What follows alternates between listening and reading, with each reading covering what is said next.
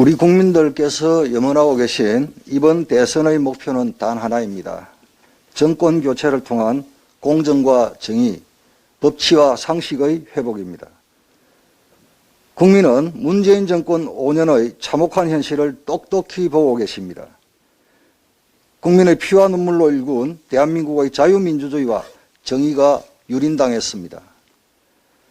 내로남불은 일상이 되었고 권력의 부정부패와 비리가 판을 치고 있습니다. 전과 사범이 대통령이 되겠다며 대한민국을 휘젓고 다니고 있습니다. 공수처, 검찰, 경찰은 정권의 하수인 노릇을 하며 정권 비호와 노골적인 대선 개입에 앞장서고 있습니다.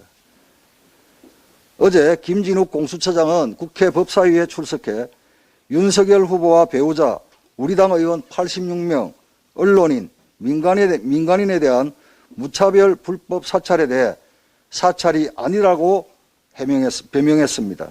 오히려 왜 공수처만 가지고 사찰이라고 하냐며 사과는커녕 항의하는 태도를 보였습니다.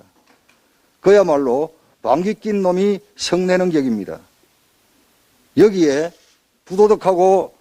부도덕한 이재명 후보와 민주당까지 사찰이 아니라며 공수처를 두둔하고 있습니다.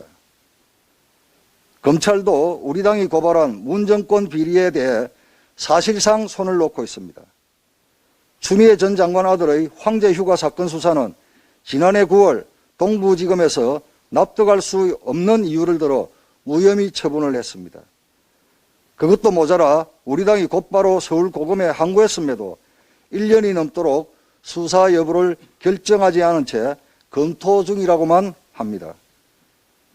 육군본부 검찰부는 지난해 9월 동부지검으로부터 추미애 아들 소속 부대장교 이명을 송치받아 수사해 놓고도 검찰의 항고 절차가 진행 중이라는 이유로 결과를 내놓지 않고 있습니다. 결국 검찰과 국방부는 대선에 영향을 주지 않기 위해 서로 추미애 아들 사건의 책임을 떠넘기며 수사를 지연시키고 있는 것입니다.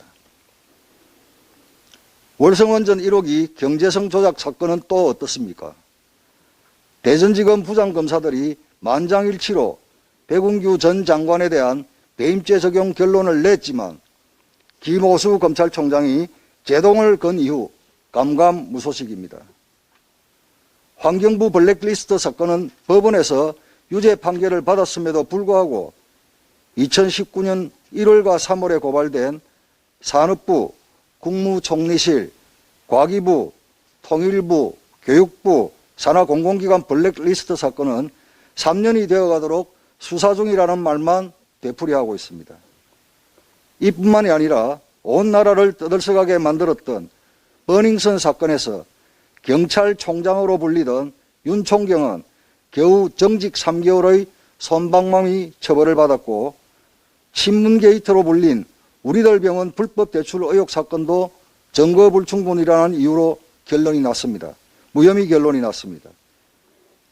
이 외에도 문재인 정부 5년간 저지른 문정권 비리 고발 사건 310건 가운데 193건을 검찰, 경찰, 공수처 등 수사기관이 뭉개고 있습니다. 이렇게 내 편에 한없이 관대한 문재인 정권으로 인해 대한민국의 공정과 정의는 무너졌습니다. 이를 다시 바로 세우는 방법은 오직 정권 교체뿐입니다.